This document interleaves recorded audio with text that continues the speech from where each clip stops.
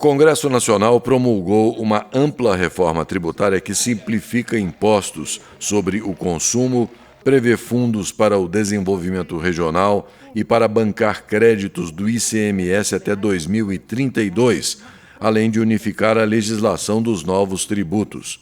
O texto aprovado é uma mistura da versão da Câmara, preparada pelo deputado Aguinaldo Ribeiro, do PP da Paraíba, com a versão do Senado, do senador Eduardo Braga, do MDB do Amazonas. O deputado Aguinaldo Ribeiro afirmou que o Congresso fez o impossível ao aprovar uma proposta que é discutida há muitos anos por meio de um intenso diálogo. Não existe consenso, né? Existe construção de maioria, muito diálogo, né? A gente entender, se colocar sempre na posição dos outros, olhar para esse país tão diferente, né?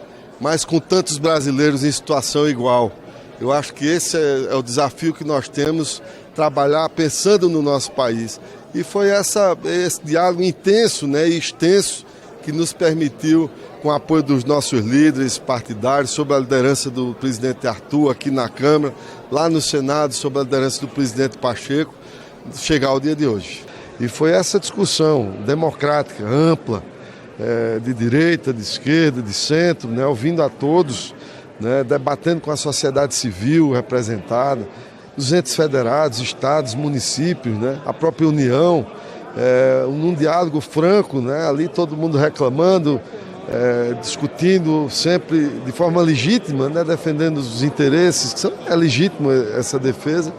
Nós mostramos que foi possível, o parlamento construiu uma mudança estrutural importantíssima para que a gente possa continuar avançando, crescendo, com maturidade, né? Foram duas propostas, que uma começou na Câmara, outra no Senado, elas se uniram na comissão mista, ainda na pandemia, eu nem falei, a gente viveu pandemia no meio disso, né? Que eu não quis me alongar muito na minha fala, que eu falei ali por último, né? Quis ser mais sucinto, terminei improvisando um pouco, mas a ideia é essa, né?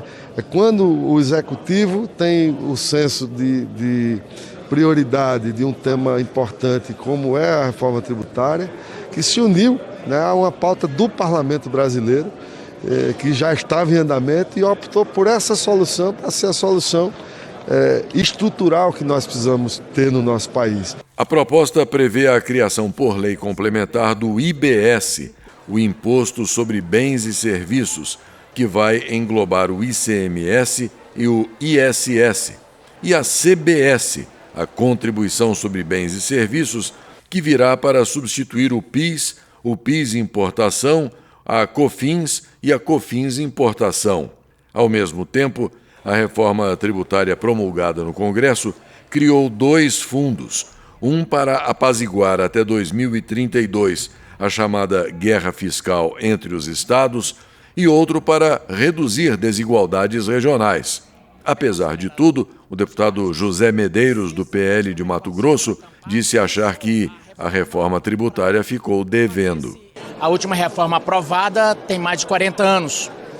O Brasil, nesse momento, passa por um momento em que precisa fortalecer o ambiente negocial, precisa facilitar e, infelizmente, a reforma não traz isso. Nós tínhamos a expectativa de que ela pudesse simplificar e, ao mesmo tempo, diminuir impostos. Porque é o que se espera. Quando você faz uma reforma, você espera que a coisa melhore.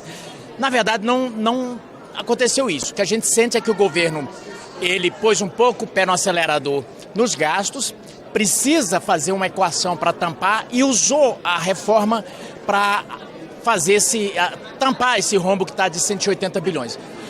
Ou seja, ficou uma aprovação casuística, não que fuja do meio da nossa tradição de fazer normas perenes e baseado em fatos casuísticos.